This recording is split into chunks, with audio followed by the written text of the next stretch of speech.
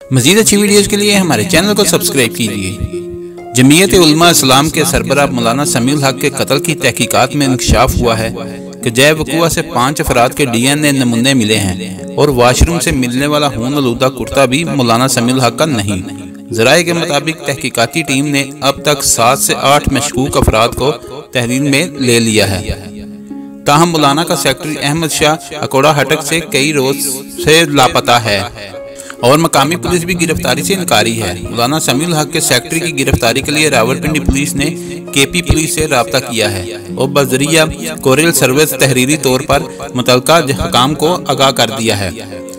हम न्यूज़ का ज़राए के हवाले से कहना है कि मौलाना समीउल हक का सेक्रेटरी अहमद शाह अफगानी है और बचपन से पाकिस्तान में रहा है। वक़ुआ से मिलने वाले मशकूक अफराद के DNA नमूने और चाकू फोरेंसिक के लिए लाहौर भिजवा दिए गए हैं। याद रहे कि जमीयत उलमा इस्लाम के सरबराह मौलाना समीउल हक कातलाना हमले में जान बहक हो गए थे और उनके कत्ल के मामले पर 3 पुलिस टीमें तहकीकात कर रही थी।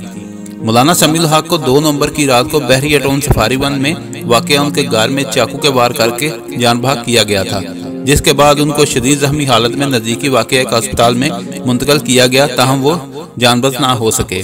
अगर आपको हमारी वीडियो अच्छी लगी है तो इसको लाइक और शेयर करें और कमेंट्स में अपनी राय का इज़हार ज़रूर कीजिए। शुक्रिया।